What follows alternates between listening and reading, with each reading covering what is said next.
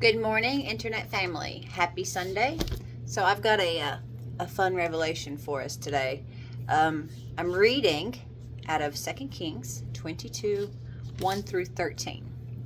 Josiah was 8 years old when he became king. He ruled for 31 years in Jerusalem. His mother's name was Jedidah, daughter of Adiah. She was from Bozkath. He lived the way God wanted. He kept straight on the path blazed by his ancestor David, not one step, either left or right. One day in the 18th year of his kingship, King Josiah sent the royal secretary Shaphan, son of Azaliah, the son of Meshullam, to the temple of God with instructions. Go to Hilkiah the high priest and have him count the money that has been brought to the temple of God, that the doormen have collected from the people. Have them turn it over to the foremen who are managing the work on the temple of God, so they can pay the workers who are repairing God's temple, all the carpenters, the construction workers, and masons. Also, authorize them to buy the lumber and dressed stone for the temple repairs. You don't need to give a receipt for the money you give them. They're all honest men. The high priest Hilkiah reported to Shaphan, the royal secretary, I've just found the book of God's revelation instructing us in God's ways. I found it in the temple. He gave it to Shaphan, and Shaphan read it. Then Shaphan, the royal secretary, came back to the king and gave him an account of what had gone on. Your servants have bagged up the money that has been collected for the temple. They have given it to the foremen to pay the temple workers. Then Shaphan, the royal secretary, told the king, Hilkiah the priest gave me a book. Shaphan proceeded to read it to the king. When the king heard what was written in the book, God's revelation, he ripped his robes in dismay. And then he called for Hilkiah the priest, Ahikam, and son of Shaphan, Akbor, son of Micaiah, Shaphan, the royal secretary, and Asaiah, the king's personal aide. He ordered them all, go and pray to God for me and for this people, for all Judah. Find out what we must do in response to what is written in this book that has just been found. God's anger must be burning furiously against us. Our ancestors haven't obeyed a thing written in this book, followed none of the instructions directed to us. So first of all, I don't know that I pronounced those names right. Prayerfully I did. That was the best I could do. Second of all, maybe that sounds a little interesting, a little odd. But what I'm getting to is, so Josiah was a king that followed kings that had not. We see, all through Kings I'm seeing, and you'll see when you read it, it goes back and forth. Kings that follow to the letter what they know of God and how to serve God, and then kings that go completely the opposite direction and are completely wicked and pagan and sacrifice their own children and put idols and sacrifice to other gods in God's temple. And it goes back and forth with the rulers of Israel, and the people always follow the rulers. So Josiah did not come from a godly king before him, a godly father, but he was serving God anyways. And I love that it took 18 years.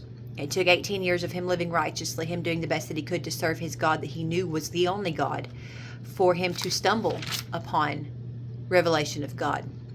And that's where my revelation is this morning. So, especially coming from, a background where we weren't educated, or even better, a background where we were educated wrongly, a super religious background with distorted, theology and wrong teachings and wrong beliefs, or if we just come from a life of, like I did, addiction and just wicked, selfish living, or whatever background we come from, we don't know the truth. We don't know how to serve God. And the only way to know is to learn, right? But what if we don't know how to seek it? What if we don't know where to look? What if we don't know who to ask, or even the right questions to ask? So 18 years into Josiah serving God as he leads his people, 18 years into a life of godly kingship, godly leadership, as he's honoring God. It doesn't say what made him desire to do this, what gave him the prompting to put this effort into getting the money. And maybe it was something he was doing frequently, and it was just a routine thing, or maybe it was a first time thing with something that the Lord had planted in his heart. Whatever it was, he was doing something in his life and with his leadership and his ability to delegate and have people do things that he said to do. With that, he was honoring God. He was serving God. He was serving the kingdom. And God used that moment of him, even though he didn't know. It says that he tore his robes because he was so distraught because of all the things that he read, that he discovered that they were supposed to be doing that nobody had been doing. So in serving God, in seeking God, in having a heart after God and a life that follows that heart, God will give us revelation. So whether we have the people in our direct sphere of influence around us, and when I say sphere of influence, it goes both ways. People that influence us and us and people that we influence. But so whether or not we have the people in our direct sphere of influence or in our life or as mentors that know what to teach us and have the ability and we're receiving from them, whether or not we have that, if we truly have a heart for God and we truly want to serve him, but we don't know how, even if we don't know that we don't know how, because I don't see any hint to the fact that Josiah knew that he wasn't doing it right. Any hint to any knowledge that he had things that him and his nation needed to change in order to serve God appropriately, the way that God desires for us to serve him. I don't see any hint at the fact that he knew that. So he had no idea. But because his heart was pure, and because his life and his decisions and his actions and the things that he asked people to do for him followed that heart for God and showed that heart for God, God gave him everything he needed to do it the right way, to live for him in the way that God desired for him to live for him, in the way that God desired the nation to live for him. God gave him that revelation.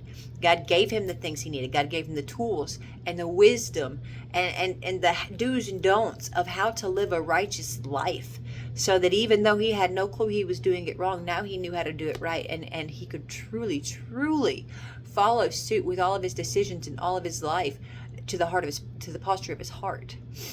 And that's what he does for us. I know that's what he's done for me. I came from a really messed up life. My background wasn't that great growing up. There wasn't a lot of godly influence, and the godly influence that was there, a lot of it was the wrong teaching, the wrong doctrine. So I didn't have a whole lot to start with, and I went off a whole different way anyways. I went off on my own selfish, crazy, wicked, sick path, and I didn't know any of the facts. I didn't know any of the information. I didn't have any of the wisdom. I didn't have any of the tools, and I was given a lot of that, some of it anyways, in my early recovery. But what really happened is God changed my heart, and because my heart was for him, he has given me little by little. Actually, okay, so it's more and more is what it is, because sometimes it's not a little. Sometimes he gives me these revelations that are absolutely mind-blowing, and it's a lot to take in, and my whole life changes in an instant. But he didn't give it to me all at once, because I probably wouldn't be able to handle that, and I probably wouldn't have been willing to do it either. But as my heart just desires him, and my heart desires to live righteously, he gives me what I need. Oftentimes it comes from places that I wouldn't expect, places that aren't actually a part of my life on a typical day. He gives me just everything I need to learn, and there's been so many. I mean, I could never even begin to count how many times I have stood corrected by our Father because what I've been doing is wrong. The way that I've been leading the people that I lead in my family or even at work or whatever has been wrong. The way that I've been witnessing for Jesus has been wrong. The way that my belief system has been wrong. Whatever it is, I've had to change. And I didn't have a clue before, so how would I change it if I didn't know that I needed to? But he's given me that revelation. The closer my heart gets to him, the more that I desire to be in alignment with him. And let me tell you guys, every single day I could probably say that I couldn't desire it anymore. I truly want to seek him more than I possibly could. And then the next day it's like, wow, I wanted him even more today than I did yesterday. And I don't know if that's ever going to stop. And I don't know that I mind that either. But he gives us what we need to be able to follow him more. He levels us up, glory to glory to glory. And you know whose glory it is? It's not ours. It's his.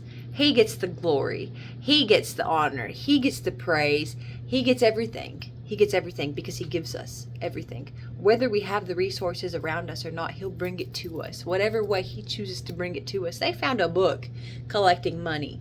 A book of the revelation of God by collecting money from somewhere that money had always been collected in the temple. So, he will drop these revelations in us whichever way he chooses, and that he has no limits, okay? He can do whatever he wants. He will give us these revelations and show us how to seek him and how to live for him and how to share him with everyone around us just by our heart posture wanting it. We don't have to know what we want. We don't have to know what we need. All we have to know is that we want God and that we love God and that we want to honor God, and he will give us everything we need to go from there. You guys have a magnificent Sunday. I love you all.